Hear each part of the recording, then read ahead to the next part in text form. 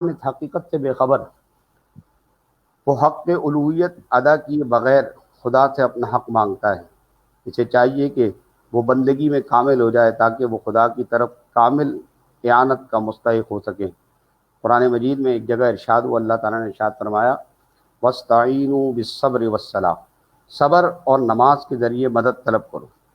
صبر مشکلات، مصائب، اور صلات اس کا شکر بجا لانے کا۔ صبر و صلات در حقیقت بندگی کا امتحان ہے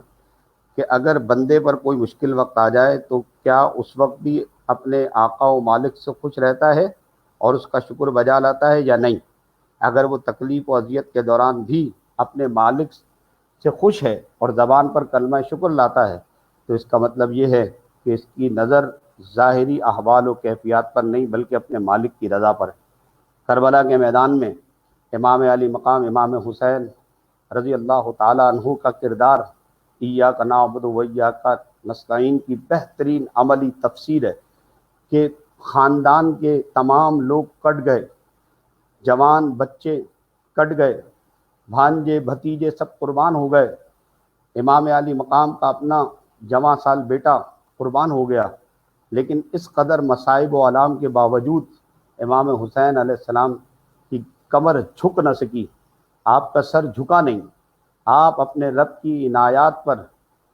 اطمینان خاطر رکھتے رہے اور یہ کہتے رہے اپنے عمل سے، زبان حال سے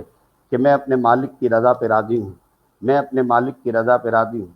اور اپنے مالک کو خوش رکھنا چاہتا ہے۔ آپ دیکھیں کہ امام علی مقام امام حسین نے اپنی گردن کٹوا دی، ہاتھ نہیں دیا، جس کا غم آج تک یزیدیوں کو ہے اور یزید نوازوں کو ہے کہ گردن مل گئی پر حسین کا ہاتھ نہیں مل سکا۔